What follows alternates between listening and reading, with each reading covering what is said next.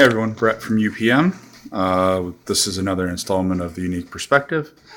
How is everybody today? I'm going to continue on with my series of, protection from negative influences, defense from negative creatures, and that kind of stuff. Last week I said I was going to touch on more of a reactive approach this time around, which is true to some extent, and that would be smudging. Now, in all honesty, I keep everything I do basic, simple.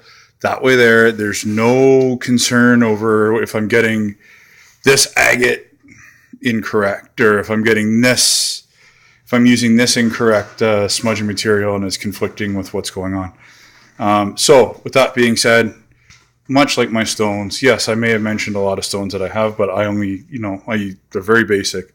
I could have a lot more. Trust me, I could. So anyways, on with it.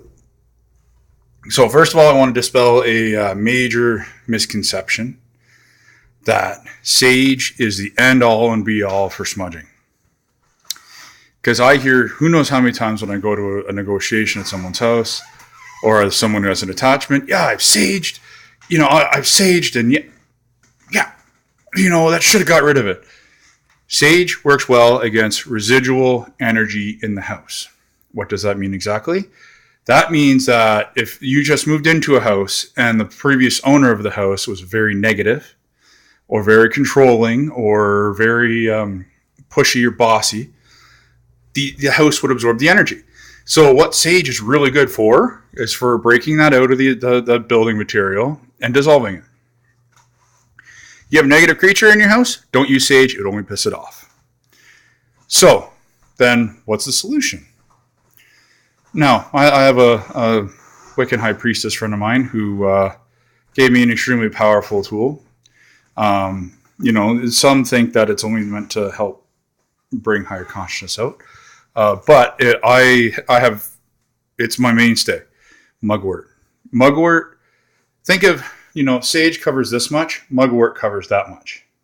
Obviously, it's a lot more than that, but I only have one hand and the camera can only cover so much. But you get the idea.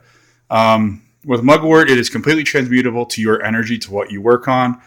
Sage can do the same thing to some extent, but it just doesn't work as well. It's not as pungent, it's not as strong, it's not as overbearing. With that being said, when I do use my mugwort, I do throw sage in there. I do throw some of my sea salt mixture, which has got a whole concoction, a dozen different things in it. And I also throw a little bit of eucalyptus, lemon, and coconut oil mix into it, just to make it smell a little sweet and lemony, and it doesn't quite smell like some green cigarettes just got smoked in the house. With that being said, there's all these other combinations. There's lemongrass, there's dragon's blood, there's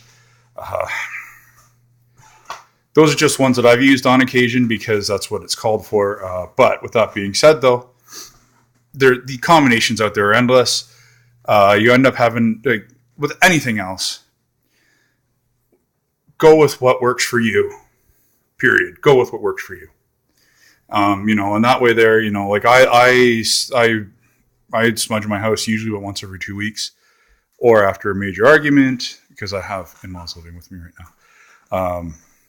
If we have a very negative person in the house, basically just whenever I feel I need it. But that's just a very quick overview of it. I'm sorry I don't go into much more depth on it, but it's already at 4 minutes. Anyways, this is Brett from Unique Perspective Metaphysical for the Unique Perspective. I hope to see you guys later. Have yourselves a good week.